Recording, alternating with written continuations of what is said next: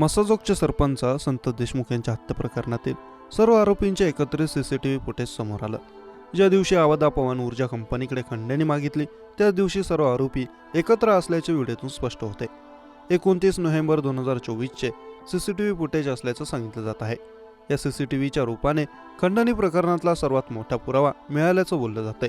विष्णू चाटे याच्या केज शहरातील कार्यालयात वाल्मिक कराड आला होता। खंडणीच्या गुन्ह्यामध्ये वाल्मिक कराड याने विष्णू चाटे याच्या मोबाईलवरून आवादा कंपनीच्या व्यवस्थापकाला 2 कोटीची खंडणी मागितल्याचा आरोप केला। त्यामुळे खंडणी प्रकरणात हा व्हिडिओ अतिशय महत्त्वाचा समजला जात आहे। समोर आलेल्या व्हिडिओत वाल्मिक कराड, विष्णू चाटे, सुदर्शन घुले आणि इतर आरोपी एकत्र असल्याचं दिसून येतंय। दुपारी 12 वाजताच्या दरम्यानचा हा व्हिडिओ आहे। विष्णू चाटे याच्या कार्यालयातील हे सीसीटीव्ही फुटेज पोलीस तपासात समोर आलं। दुपारी 12 वाजता आरोपींनी एकत्र बसूनच चाटे याच्या मोबाईलवरून आवादा कंपनीच्या अधिकाऱ्यांना फोन करून वाल्मिक अण्णा बोलणार असल्याचं सांगितलं। त्यानंतर त्याच फोनवर खंडणी मागितल्याचा आरोप आहे। पोलीस FIR मध्ये तसाच उल्लेख आहे। केज तालुक्यातील मसाजोग गावात आवादा कंपनीचा प्रकल्प सुरू आहे। या प्रकल्पाकडे वाल्मिक आणि त्याच्या गँगने 2 कोटींची खंडणी मागितल्याचा आरोप आहे। त्यातील 50 लाख रुपये निवडणूक काळात दिले गेल्याचंही भाजप आमदार सुरेश धस यांनी म्हणालं। तसेच उर्वरित रकमेची खंडणी मागण्याकरिता ज्यावेळी वाल्मिकची गँग गेली तिथेच सुरक्षा रक्षकाची बाचाबाची झाल्यानंतर संतोष देशमुख यांनी मध्यस्थी केली होती। आपल्या खंडणी प्रकरणात मध्यस्थी केल्याचा राग मनात ठेवून संतोषची हत्या झाल्याचं सांगितलं जातं।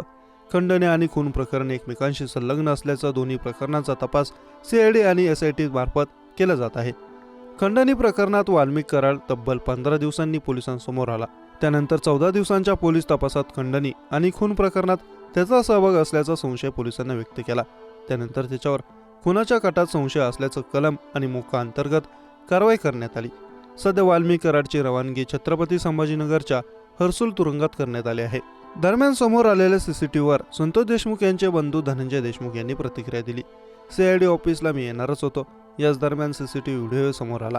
ही सगळी संघटित गुन्हेगारी आहे। याबाबतचे पुरावे तपास अधिकाऱ्यांकडे आहेत। असे आणखी बरेच व्हिडिओ पुढे येणार आहेत असं धनंजय देशमुख म्हणाले। CIDच्या बीडच्या ऑफिसला मला बालाजी तांदळे दिसला होता। त्या ठिकाणी मला धमकी देण्याचा प्रयत्न देखील केला होता। त्याबाबत मी तक्रार केली आहे। आज जो व्हिडिओ समोर आला आहे त्यातही बालाजी तांदळे दिसत आहे। आवादा कंपनीच्या आवारात जी मारहाण झाली होती त्या आरोपींची जामीन घेणारा बालाजी तांदळे आहे।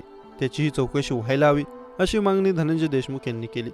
आवादा कंपनीच्या अधिकाऱ्यांनी दिलेल्या तक्रारीतील वेळ आणि व्हिडिओमधील वेळ आणि दिनांक एकच आहे। हे सगळं परफेक्ट मॅच होते असं धनंजय देशमुख म्हणाले आहेत। संतोष देशमुख यांची 9 डिसेंबरला अपहरण करून सुदर्शन घुले, प्रतीक घुले, कृष्णा आंधळे आणि आणखी 3 साथीदारांसह हत्या केली होती। संतोष देशमुख यांच्या हत्येमधील आरोपींना पकडण्यात आलं आहे। मात्र एक आरोपी कृष्णा आंधळे अजूनही फरार आहे। पोलिसांना त्याला पकडण्यात यश आलेलं नाही। या प्रकरणातील सर्व आरोपींवर मोक्का लावण्यात आला। सर्व आरोपी आता कोठडीत असून या प्रकरणाचा SIT तपास करते। कराड विरोधात पोलिसांचा ठोस पुरावा मिळाल्याने कारवाईला वेग येणार असल्याची शक्यता वर्तवली जाते। ज्यावेळी खंडणी मागितली गेली त्यावेळी खंडणी मागताना तिथे पोलीस उपनिरीक्षक राजेश पाटील उपस्थित असल्याचं व्हिडिओमध्ये दिसतंय। विशेष म्हणजे विष्णू चाटे याच्या केज कार्यालयात ज्यावेळी वाल्मिक कराड आणि त्याची गँग आली होती त्यावेळी त्यांच्यासोबत पोलीस उपनिरीक्षक पाटील असल्याचं खंडणी प्रकरणात त्यांचा सहभाग आहे का असं विचारलं जात आहे। त्यांच्या संशयास्पद भूमिकेमुळे त्यांना निलंबित करण्यात आलं। मात्र व्हिडिओ समोर आल्यानंतर त्यांना सहआरोपी करण्याचा मागणीने जोर धरला। आता राजेश पाटील कोण आहेत ते बघूयात। नाव राजेश पाटील, पद सहाय्यक पोलीस निरीक्षक PSI, सेवा क्षेत्र महाराष्ट्र पोलीस विभाग, कार्यक्षेत्र केज, बीड जिल्हा महाराष्ट्र। राजेश पाटील हे महाराष्ट्र पोलीस विभागात सहाय्यक पोलीस उपनिरीक्षक म्हणून कार्यरत होते। त्यांनी केज पोलीस ठाण्यात सेवा दिली। मसाजोग गावचे सरपंच संतोष देशमुख यांच्या हत्येप्रकरणी राजेश पाटील यांच्यावर आरोपीसोबत संबंध असल्याने त्यांची चौकशी करण्यात यावी अशी मागणी होऊ लागली होती। केजमधील विष्णू चाटे यांच्या ऑफिसमधील सीसीटीव्ही फुटेजमध्ये 29 नोव्हेंबर 2024 रोजी वाल्मिक कराडसह त्याच्या गँगसोबत राजेश पाटीलही कार्यालयात हजर होते। तसेच सीसीटीव्ही पुराव्यानुसार हत्येपूर्वी 8 डिसेंबर 2024 रोजी आरोपी सुदर्शन घुले यांच्यासोबत राजेश पाटील यांची केज येथील हॉटेलमध्ये भेट झाल्याचं सीसीटीव्ही फुटेज समोर आलं। खंडणी हत्या प्रकरणाचे गांभीर्य लक्षात घेऊन PSI पाटील यांच्या संशयास्पद भूमिकेमुळे त्यांना पोलीस विभागाकडून निलंबित करण्यात आलं। राजेश पाटील यांच्या भूमिकेमुळे पोलीस दलाच्या प्रतिमेवरही प्रश्नचिन्ह उपस्थित झाले।